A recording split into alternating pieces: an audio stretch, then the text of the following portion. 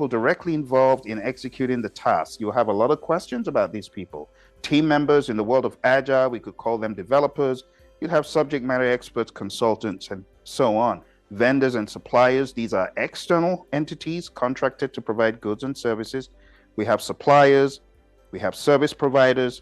Like I said, sometimes they could actually be writing code or working directly on the project tasks. Now, here's the domain mindset for the people piece. Communications is big. You're going to have a lot of communication questions wrapped into other domains as well, right? So you could have communication that is tied to, let's say, schedule, or communication that's tied to stakeholder, or communication that's tied to scope. In fact, you will not have a communications question that is not tied to some stakeholder. So it's big. Your project team, for example, consists of remote members from different time zones. You notice that crucial project updates are not reaching everyone on time, leading to misunderstandings and delays. What should the project manager do next? This is a typical question. It's a classic one. You are always going to have the what should the project manager do next. I want to say about 90 to 95% of your exam is going to be like this. So in order to do well in communications, you need to know types of communications, communication channels, communication models, communication methods, and technologies. Going into team building, a scenario: two team members are constantly clashing, affecting team morale and productivity. Despite attempts to address the issue, the conflict persists. What should the project manager do next? Classic one from the world of the PMI. Sometimes the question may not be as stern in that direction, but you could have questions that actually test your understanding of your role. Do you know that you need to get in the way of that conflict and do something about it? All right, so you don't want to be docile in these answers. Once you have the mindset, you will know what to do, because the options that make you docile, or the mother may I project manager that goes asking senior management to resolve it, that's the wrong option. So here we're talking about team development, the 5 stages of team development: Tuckman's ladder, forming, storming, norming, performing, adjourning, team roles, team dynamics, team contracts, social stuff is all here. To be a good leader, you want to make sure you have a team agreement, same thing as a team charter, team contract, social contract, which contains ground rules. Then you have team performance. Here's a scenario: one of your team members consistently delivers high quality work and goes above and beyond expectations. However, other team members feel demotivated and undervalued. What should the project manager do next to address this situation? So here, this is where you will be tested in team building, in creating a positive environment for the team. And you will have a lot of questions that test your understanding of your role as a leader, not as, in quote, the project manager doing all the management kind of stuff. No, you're also responsible for the leadership piece. So performance appraisals, team member motivation techniques, team member recognition and rewards, team member training and development. The best answer is the one that takes the team from zero to feeling like they're the hero. Then we have conflict management. Here's a scenario: 2 departments involved in the project have conflicting priorities, resulting in delays and misunderstandings. Attempts to resolve the conflict have been unsuccessful. What should the project manager do next to manage this conflict? Again, it is going to push you to the limit and see if you will truly take action, or if you will roll over and be docile, or if you will say, mother may I. So you have to get your wits about you as far as, I need to take action to move things in the right direction to resolve. Okay, don't ignore it. We have types of conflict, some functional, dysfunctional at a high level, but you also need to know the different flavors of conflict resolution, right? Collaborate, compromise, avoid, accommodate, forcing, all that stuff. That whole conflict mode instrument, make sure you know it down pat, because they may not use the word compromise or reconcile, force or direct, but they will dress up the scenario around these options, and you need to know which one is best. Okay? Conflict escalation, de-escalation techniques, negotiation techniques, and stuff like that. Again, they may not spell out the words avoid or withdraw, smooth or accommodate. Then we go into leadership. Everything rises and falls on leadership. So this is a key aspect of your test. Whether you're in the world of Agile, you're in the world of predictive, hybrid, you will get questions on leadership. Your team is facing a tight deadline and tensions are running high. As a project manager, you notice team members are becoming increasingly stressed and overwhelmed. What leadership approach should the project manager adopt to address this situation? You've got authoritarian, you've got democratic, you've got laissez-faire, but you also need to remember the Hersey-Blanchard model, situational. Also remember EI is big. Understand that not everyone likes to bask in the limelight. Power and influence, all of these are concepts you could get on the exam. Stakeholder management. I like thinking of stakeholders as stakeholders needing to be engaged. The word management is a little bit lofty, and that's why PMI says manage stakeholder engagement, not manage stakeholder. So a scenario is a key stakeholder expresses dissatisfaction with the project's progress during a stakeholder meeting, citing lack of communication and transparency. What should the project manager do next to manage the stakeholder's concern? Classic from the exam. And you need to make sure you resolve, or at least you move the situation in the right direction, which is forward. Saying no or the mother may I is very common. Don't fall into those traps. Stakeholder identification analysis is big. Stakeholder engagement strategies, stakeholder communication planning, influence and impact assessment, consideration of vendors, suppliers, and the general public as stakeholders is also very important. Let's move on to the process domain. Process domain is where a lot of people say they had difficulty, but you need to think about this in the knowledge areas and make sure you've accounted for each one. Integration. Your project has reached a critical milestone, but stakeholders, key stakeholders, have conflicting expectations about the deliverables. What should the project manager do next? So again, you got to reset your mind into anything can happen at any phase. Bringing everything together is integration. So you need to understand your charter, your project plan, change control. That's like the bread and butter of integration. And then on top of that, got to understand reporting and final reporting. Scope management. Midway through the project, additional requirements emerge from stakeholders that were not initially identified. What should the project manager have done first to prevent this situation? This is a trick question because these requirements emerging, you could look at this as being a bad thing if you want to label it scope creep. But what if you're in the world of agile? Is that a bad thing? If the customer says this will give us additional value, can we have it? Is that bad? So you need to have a mindset that is both agile, predictive, in other words, hybrid, depending on the scenario painted. So be on the alert. I've heard from so many people that the exam is riddled with hybrid. In fact, a lot of people say that exam has got to have been 60% hybrid, 30% agile, and 10% predictive. I've heard that so many times. So be ready for that. Schedule management. The project is falling behind schedule due to unexpected delays in obtaining necessary approvals. What should the project manager do next to mitigate the impact on the timeline? You got to read each word carefully. Mitigate is a reduction, okay? Impact on the timeline, talking about the time that was meant to be taken on the project. So schedule development, schedule control, schedule compression, critical path method. When you break it down, you have either planning or monitoring and controlling. It's funny that schedule is either black or white. You're either planning or you're monitoring and controlling. And that's one easy way to look at schedule and scope. Same thing with cost. You're either planning or you're monitoring and controlling. Scenario. The project expenditures are exceeding the planned budget due to unforeseen expenses. What should the project manager do next to address this cost overrun? You got cost estimating, cost budgeting, cost control, and the topic of EVM, which to be quite honest on the exam has been watered down. It's not as prominent as it used to be. So as long as you understand the core idea around earned value, you should be golden. Quality management. Quality audits reveal recurring defects in the deliverables affecting customer satisfaction. What preventive action should the project manager have implemented to avoid this issue? Classic one in the book, what should the project manager have done? What should the project manager do now? What should the project manager do first? All of these are possible scenario questions. I really want to get it down, my friends, into your subconscious mind that you will not have those ITTO questions like before. Some of you have taken the exam in the past and you're scared, oh, I got to cram all these ITTOs. No, you do not need to cram them. Methods, models, and artifacts don't need to be crammed. You need to understand what they are, what they do, but spend your time on mastering scenario thinking. I often say on this exam, you need to have some tricks in your gig bag.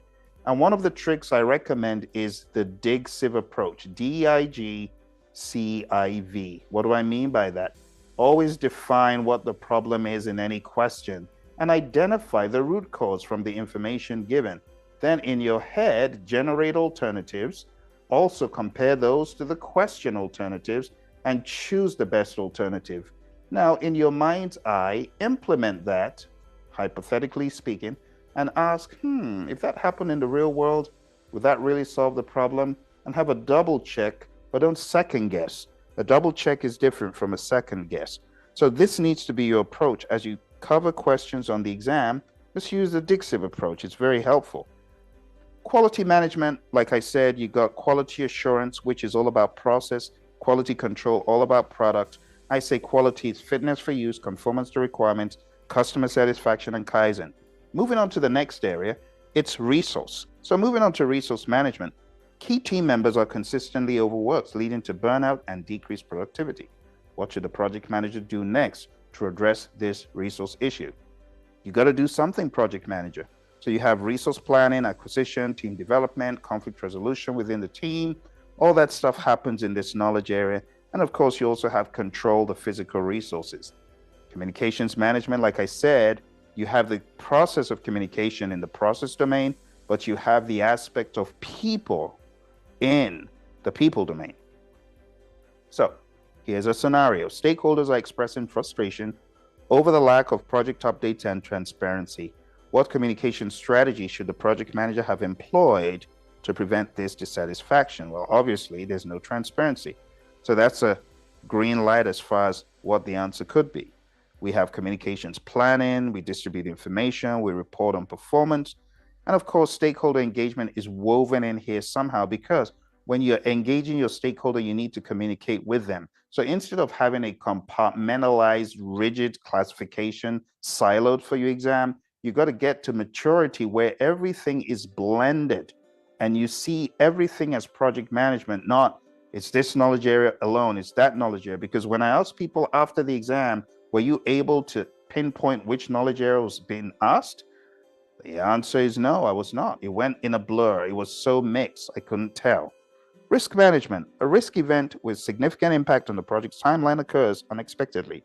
What should the project manager do next to mitigate the consequences? So we're not talking about mitigating the risk. We're talking about the consequences, right? So in that regard, you need to choose an option that makes sense. You couldn't have avoided, you couldn't have avoided the risk, and it's too late to escalate. So this is asking you, what are you going to do to reduce the impact? All right. And of course, we have 7 things here, but at a high level, we plan, we identify, we do analysis, we do risk response planning, we implement, and we monitor the risks. Procurement. The vendor delivering a critical component of the project informs you of a delay in delivery due to unforeseen circumstances. What should a project manager do next to address this procurement issue? You got to address it. So don't say, oh, well, it's too late. No, you got to address it. So if you have that mindset of, I got to move the situation forward, I got to do something about it, I'm not going to push it back into people's faces, you'll get questions right. Stakeholder management. Key stakeholders express dissatisfaction with the project's progress during a review meeting, citing lack of involvement in decision-making.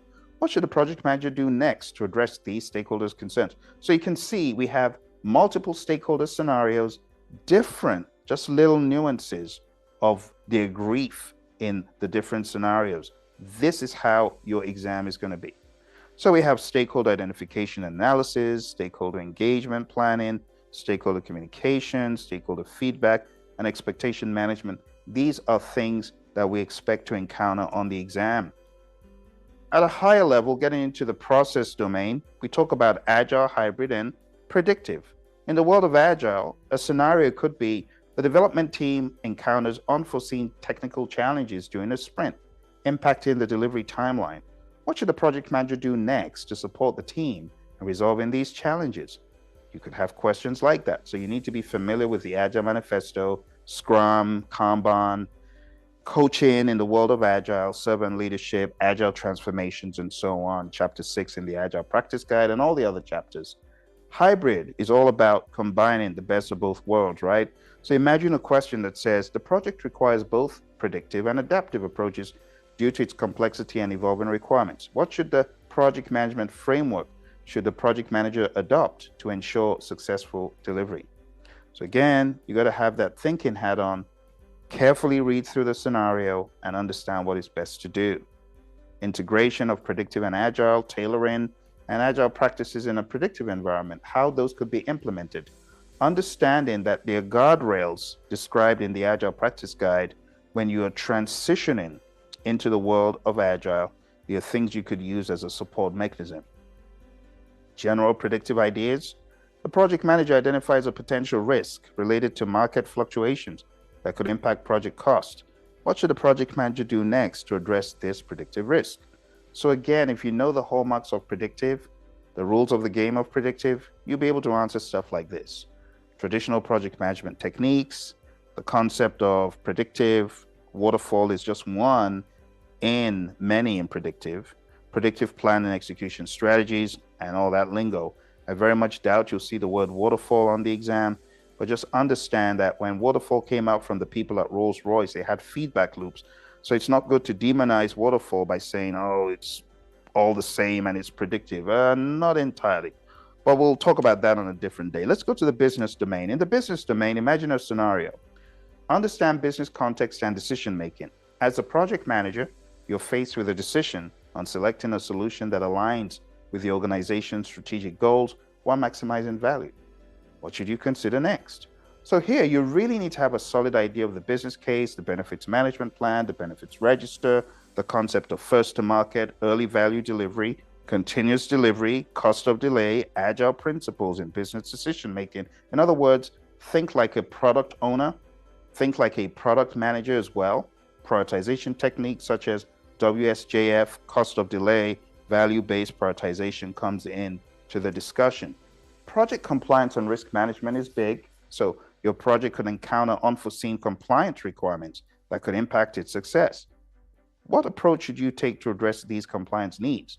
Well, they're compliance. You don't really have a choice. You can't say, I'm going to ignore them. The PMI wants you to do something about them. So you've got to identify compliance requirements, classify compliance categories, assess threats to compliance, analyze consequences of non-compliance, utilize risk management techniques to address compliance needs, and measure and monitor project compliance throughout the project lifecycle. When it comes to benefits identification and delivery, this is a big one in the business domain. Stakeholders express concerns, for example, about the realization of project benefits. How should you ensure ongoing benefit realization and stakeholder engagement? Investigating and documenting identified benefits is big. The PMI talks about a benefits register and a benefits management plan. This idea is very peculiar to the world of PMI. In the real world, a lot of people in the business should be doing this, but a lot of times no one does it. So you can expect questions about ownership agreement for ongoing benefits realization, measurement systems, appraising stakeholders of value gain progress, and things like that. Adaptation to external business environment changes. You should always be scanning the business environment as a good manager, as a good project manager. So external business environment changes necessitate adjustments to the project scope. How should you prioritize and address these changes effectively? Surveying and assessing changes in the external business environment. What is happening in the world of IT? How is the world of AI affecting your business and things like that? Those are ideas that you should have in the back of your mind for the exam. Prioritizing and recommending scope adjustments. We call that the dynamic scope option in the Agile Practice Guide, continuously monitoring external business environment for impacts on scope, and implementing agile principles to adapt scope and backlog changes dynamically. When it comes to organizational change management, a scenario could be organizational changes impact project dynamics and stakeholder engagement. What action should you take to support organizational change and project success? So again, my friends, you got to remember what we're doing here. This is mindset conditioning. And the more you listen to this, the less surprises you will have, because you will begin to understand how everything is interwoven. And trust me, your brain is already thinking of how it all comes together. Trust the process.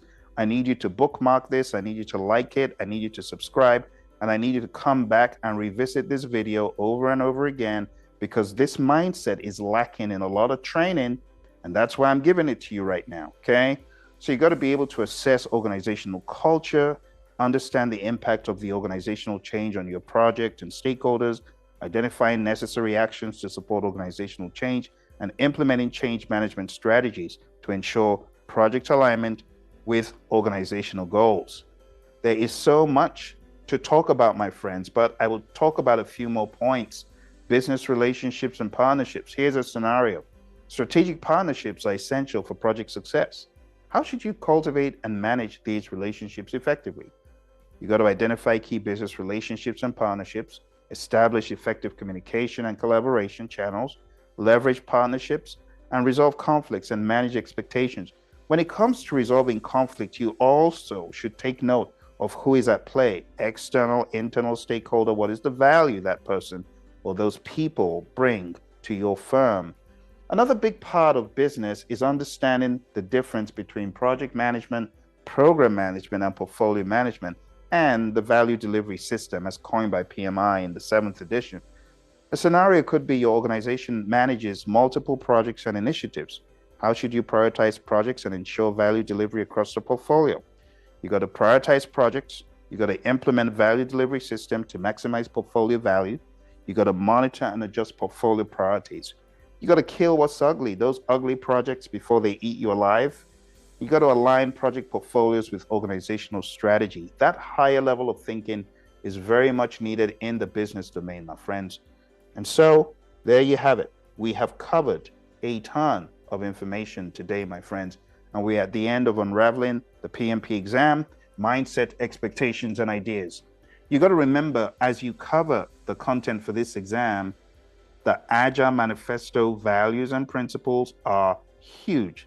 They are so key because the questions, when the PMI presents them to you, they are going to have a lot of Agile buried in there. And the best way to get good with Agile is to read the Agile Manifesto values and principles over and over again and ask yourself what they truly mean in the real world. I would also advise you, if you haven't already, go on down to scrumguides.org and read the Scrum Guide. This will help you every step of the way to understand what exactly the questions are talking about under the hood, because a lot of times they do not use the word Scrum Master. So you really need to understand Scrum very well to be able to find the regular suspects in the question and understand the direction. If you are getting ready for the PMP exam, please be aware that I have a course coming up, hpmexam.com.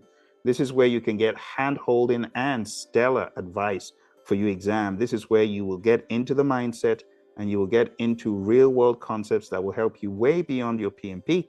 And even after you get certified, there's the Life After the PMP Exam course that you will be automatically enrolled for, and you will be given all the assistance you need to get good in project management, both for the exam and the real world.